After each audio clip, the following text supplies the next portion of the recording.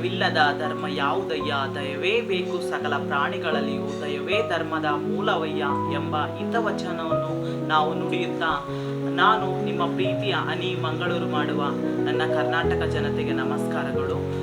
ಇವತ್ತಿನ ವಿಡಿಯೋ ಪ್ರಕಾರ ಅಂದರೆ ನಮ್ಮ ಹಿರಿಯ ಜೀವಿಗಳು, ಎಷ್ಟೋ ನೊಂದ ಜೀವಿಗಳ ಬಗ್ಗೆ ನಾನು ಇವತ್ತು ವಿಡಿಯೋ ಮಾಡಲು ಇಷ್ಟಪಡ್ತಿದ್ದೇನೆ. ಇವತ್ತು ನೊಂದ ಜೀವಿಗಳು ಎಲ್ಲಿ ಅಂತಂದು ಹೇಳಿದರೆ, ಇವತ್ತು ಅಂದರೆ ಮಂಗಳೂರಿನ ಬಿಕರ್ನಕಟ್ಟೆಯಲ್ಲಿ ಒಂದು ಅನಾಥಾಶ್ರಮ ಉಂಟು. ಅದಕ್ಕೂ ಇವತ್ತು ವಿಸಿಟ್ ಕೊಟ್ಟು ಅಲ್ಲಿರೋ ಜೀವನ ಮತ್ತೆ ಅಲ್ಲಿ ಹೇಗಿದ್ದಾರೆ ಅನ್ನೋದಕ್ಕೆ ನಾವು ನಿಮ್ಮ ವಿಡಿಯೋನ ಮುಂದಿಡ್ತಾ ಇದ್ದೇನೆ.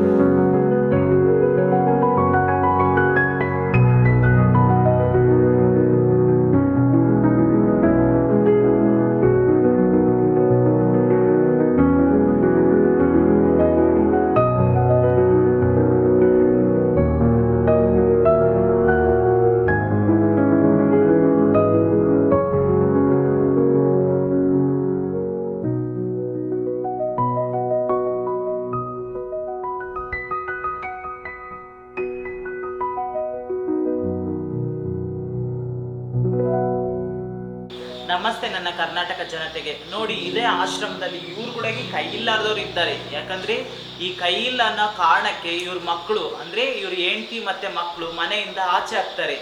ಮನೆಯಿಂದ ಆಚೆ ಹಾಕಿದಾಗ ಇವ್ರು ಹೇಗೆ ಜೀವನ ಮಾಡಬೇಕು ನೀವೇ ಹೇಳಿ. ಹಾಗಾಗಿ ಇವ್ರ ಅನಾಥಾಶ್ರಮದಲ್ಲಿ ಪಾಪ ಕೈ ಇಲ್ಲಾರ್ದವ್ರು ಇದ್ದಾರೆ, ಕಾಲಿಲ್ಲಾರ್ದವ್ರು ಇದ್ದಾರೆ, ಮತ್ತೆ ತುಂಬಾ ಕಷ್ಟದಲ್ಲಿದ್ದಾರೆ. ನೀವೆಲ್ಲ ಸಪೋರ್ಟ್ ಮಾಡಬೇಕು.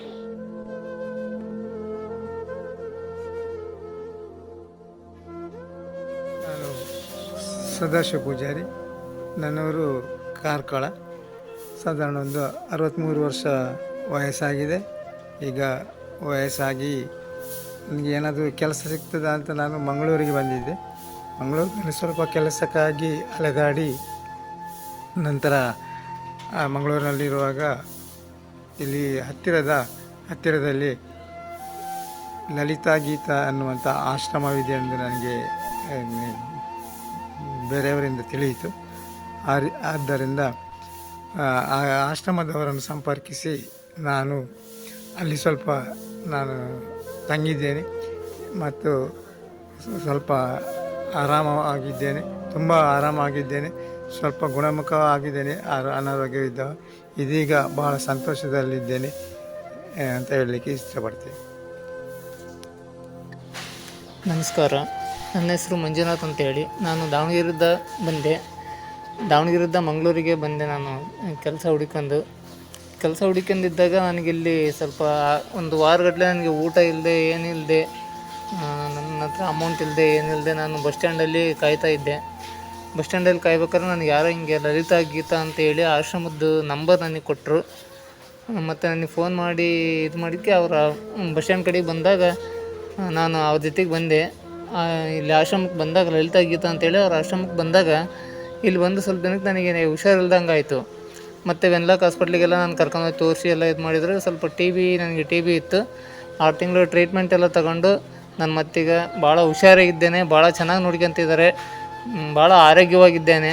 ಎಲ್ಲ ಮುಗಿಸ್ಕೊಂಡು ಭಾಳ ಚೆನ್ನಾಗಿದ್ದೇನೆ. ಅದೇ ರೀತಿ ಇದು ಆಶ್ರಮದಲ್ಲಿ ಮತ್ತೆ ಮಹಿಳೆಯರು ಕೂಡ ಇದ್ದಾರೆ.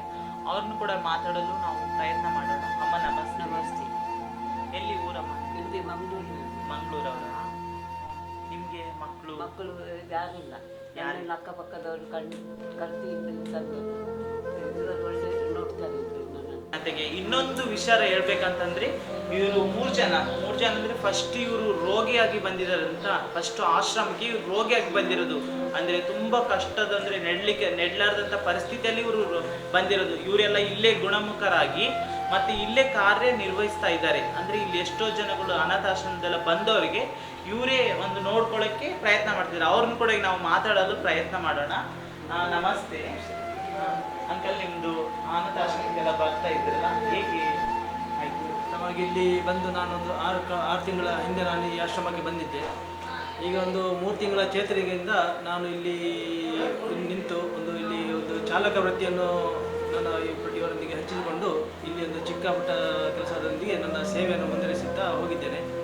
ಆದರೆ ಕಳೆದ 2 ವರ್ಷ ಹಿಂದೆ ಮನೆಯ ದುರ್ಘಟನೆಯಿಂದ ನಾನು ಬೇರ್ಪಟ್ಟು ಇಲ್ಲಿ ಮಂಗಳೂರಿಗೆ ಒಂದು ವರ್ಷ ಆದ ನಂತರ ಯಾರಾದರೂ ಒಂದು ಹೆಸರು ಕೇಳಿ ನಾನು ಈ ಲಲಿತಾ ಗೀತಾ ಆಶ್ರಮಕ್ಕೆ ಕಾಲಿಟ್ಟೆ.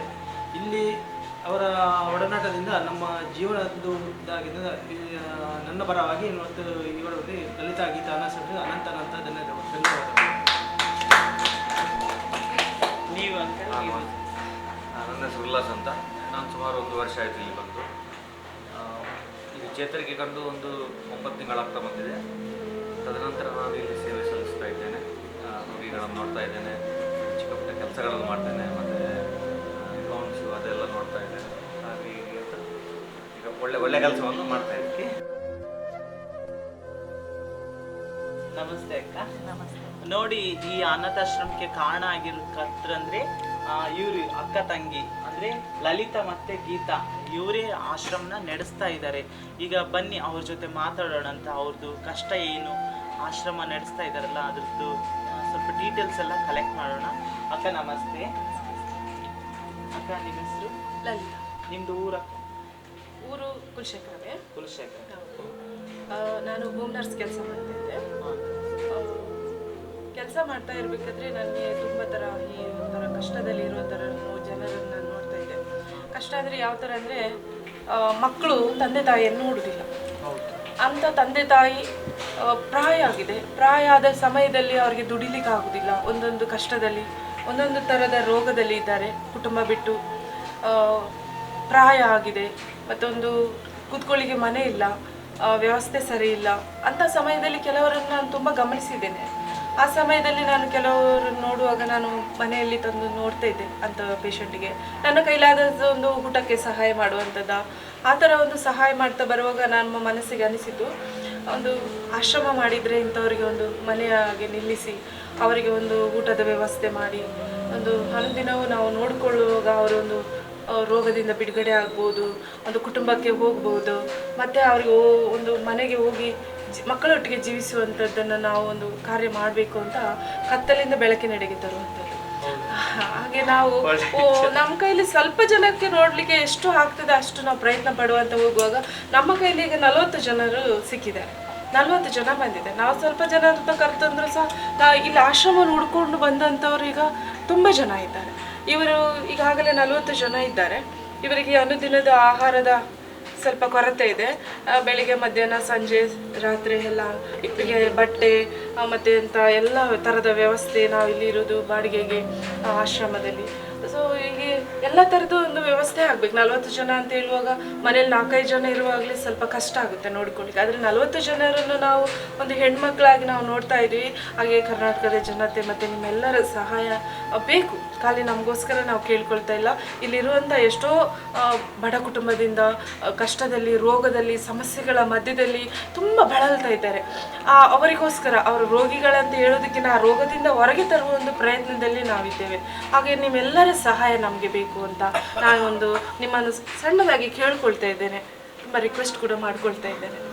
ಅಯ್ಯೋ ನೋಡಿ, ಕರ್ನಾಟಕ ಜನತೆಗೆ ಅಂದರೆ ಫ್ಯಾಮ್ಲಿಯಲ್ಲಿ ಒಬ್ಬರನ್ನೇ ಸಾಕೋದೇ ತುಂಬ ಕಷ್ಟ. ಆದರೆ 40 ಜನ ಈ ಆಶ್ರಮದಲ್ಲಿ 40 ಜನ ಸಾಕ್ತಾ ಇದ್ದಾರಂತಂದರೆ ಅಕ್ಕಗೆ ಧನ್ಯವಾದಗಳನ್ನ ಹೇಳೋಕ್ಕೆ ಖುಷಿ ಪಡ್ತೇನೆ. ಯಾಕಂದರೆ ಒಂದು ಹೆಣ್ಮಕ್ಳಾಗಿ ಇಷ್ಟೆಲ್ಲ ಸಾಧನೆ ಮಾಡ್ತಿದ್ದಾರೆ, ಒಂದು ಅನಾಥಾಶ್ರಮ ನಡೆಸ್ತಿದ್ದಾರೆ ಅಂದರೆ ಒಂದು ಗ್ರೇಟ್ ಅಂತ ಹೇಳ್ಬೋದು. ಅದಕ್ಕೋಸ್ಕರನೇ ಈ ಆಶ್ರಮದಲ್ಲಿ ತುಂಬ ಅಂದರೆ ವಯಸ್ಸಾದವರಿದ್ದಾರೆ, ರೋಗಿಗಳಿದ್ದಾರೆ.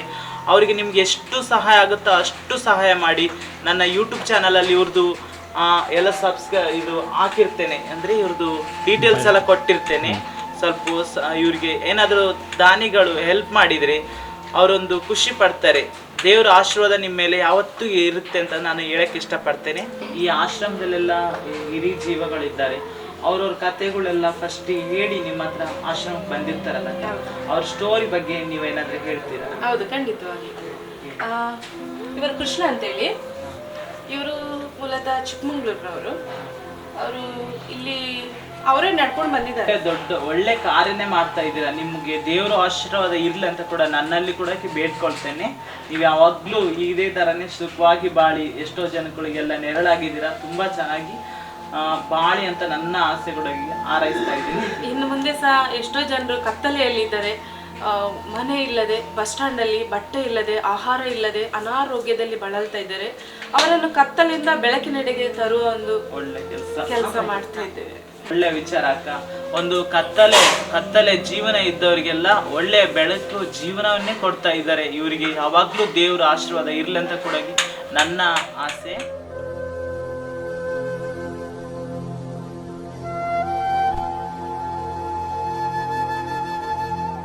ನಾನೊಂದು ಮಂಗಳಮುಖಿ. ಅಂದರೆ ನಮ್ಮ ಜೀವನದಲ್ಲಿ ಎಷ್ಟೋ ನೊಂದದ್ದು ಘಟನೆಗಳೆಲ್ಲ ಇದ್ದಾವೆ. ಅಂದರೆ ನಾವೆಲ್ಲ ಎಷ್ಟೋ ಕಷ್ಟಪಟ್ಟಿರೋ ಘಟನೆಗಳಿದ್ದಾವೆ. ನನ್ನ ಕಥೆಯ ಜೊತೆ ಬೇರೆಯವರೆಲ್ಲ ನೊಂದ ಜೀವಿಗಳ ಬಗ್ಗೆ ನಾನಿವತ್ತು ಕಥೆಯನ್ನು ಪ್ರಾರಂಭ ಮಾಡಿದ್ದೇನೆ. ನನ್ನ ಕರ್ನಾಟಕ ಜನತೆಯ ಆಶೀರ್ವಾದ ನನ್ನ ಮೇಲೆ ಇರಲಿ ಅಂತ ನಾನು ಯಾವತ್ತೂ ಕೇಳ್ಕೊಳ್ತಾ ಇದ್ದೇನೆ.